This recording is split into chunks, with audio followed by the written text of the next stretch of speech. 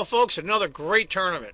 The 2015 Trade-Wise Gibraltar Chess Festival being played in Gibraltar.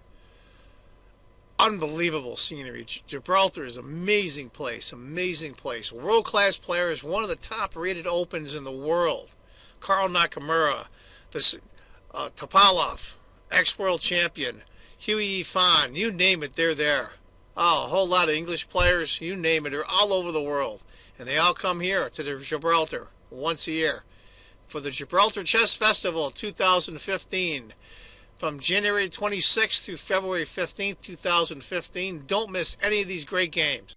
Hi folks, John Cordisco here. Another game from round 4 of the Gibraltar Chess Festival. This comes from the Masters section. I picked this game because it's a really interesting ending, and also it's somebody I don't have much on here on my videos, and that's Alex Lenderman from the United States. Alex is a great player, played in the U.S. Championship. He's rated over 2,600. I met Alex briefly and talked to him at the U.S. Open in Madison, Wisconsin a couple of years ago. So he's an interesting character. He's white, and he's playing Ital Boruchovsky. Well, let's say that 6 times real fast. Anyway, Lenderman's white, Boruchovsky is black. Let's get to it. It's going to be English 4 knights. Interesting choice. Pawn takes, knight takes, queen, bishop. Pretty standard stuff for in English. I'm not so sure on e3, even though it's a second choice of the computer. I'm sure Alex knows his openings way better than I do. I guess what's going to happen is this pawn is going to come up and this bishop will end up here. Castles, knight takes, queen takes, bishop d3, going after the h7 pawn. King moves over. Now, I don't know this theory as well as some. I would assume bishop takes leads to pawn here maybe. I'm not sure. But it's probably not a good idea for white to take that pawn. I'd have to run it through a computer and check it. I hadn't checked the different, well, the position that would end up after all those pawns being gone. Obviously it's not very good for white. Bishop b4, moving the queen. b4, f5. Bishop takes, the knight, pawn takes, bishop b2. And that's an interesting development there. That e5 pawn and f5 pawn.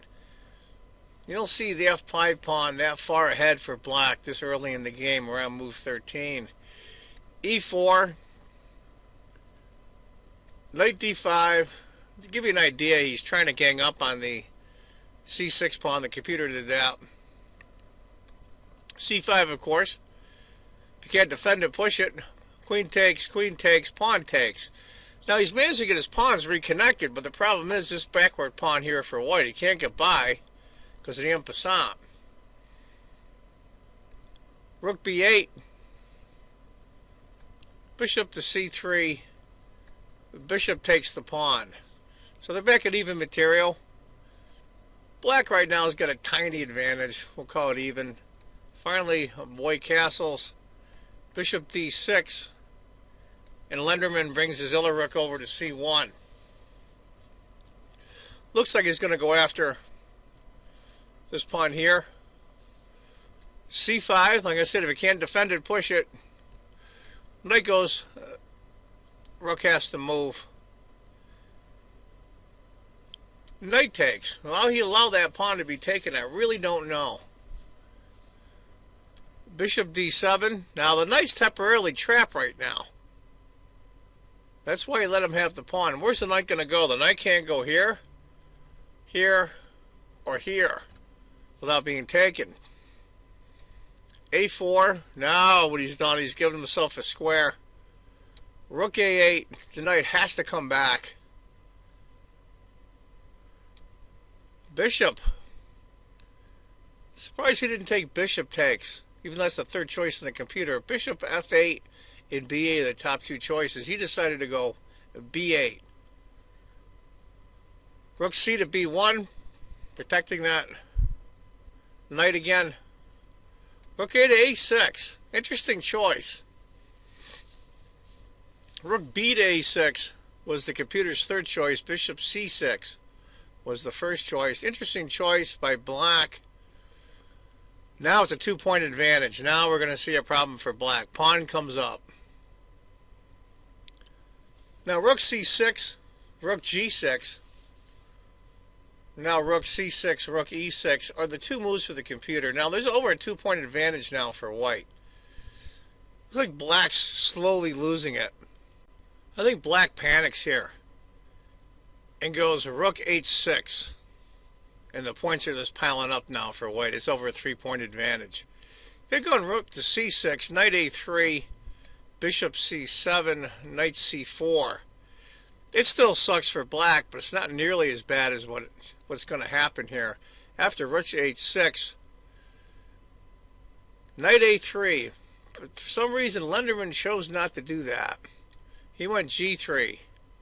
If he had gone knight a3, after bishop takes, king f1, still pretty good for white. But after g3, makes a fatal mistake here and goes f4. And now it's just going to be a mess for him. It's over a 5-point advantage for white now. E takes. The computer still liked knight a3.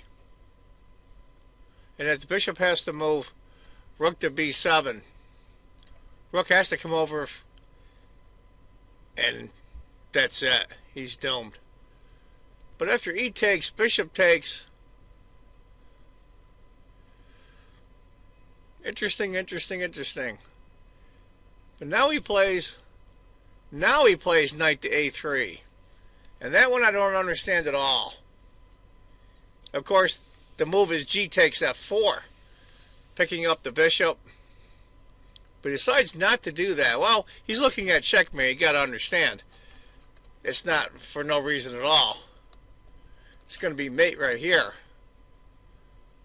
But if he had taken, king comes over. He's got to waste a tempo to move the king. Bishop. Rook checks. King f1, bishop c8. White's up a knight and a pawn. There's no way he's not going to be able to make it. Besides, go knight to a3, then bishop h3.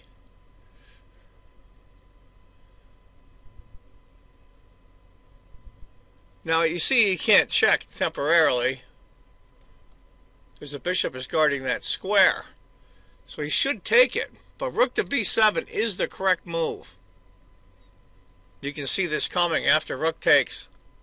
That discovered check. If the rook moves anywhere, he'll be doomed. Rook at h to g6. He's trying everything he can. Now he's trying to save the bishop. Pawn can't take. Rook goes to e1.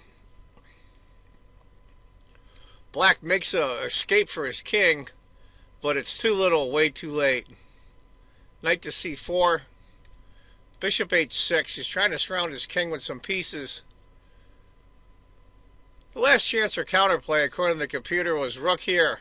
And then after rook e to b1, king h7. But that's still horrible for black. After bishop h6, knight e5, hitting the rook. Rook has to move. Rook takes. King h7. Rook to h4. Bishop's got to go somewhere. Decides to go there. Rook takes. Bishop to e4. I mean, what's he going to do? He can't really move anything. Rook c7. Rook e8. Now he hits the bishop. Bishop a8. And then g4 for Lenderman, and that's it. Black throws in the towel.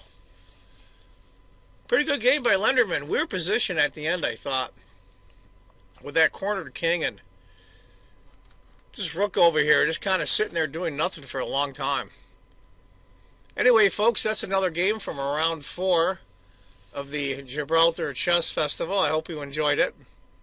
Look for other games coming up in the next few days from this great open tournament. A lot of top-notch players. Very rarely do you see them in an open tournament, so this is kind of cool. You never know who's going to play who. Anyway, folks, as I always say, if you think chess is just a game, you're not playing it right. Take care, folks. Bye-bye.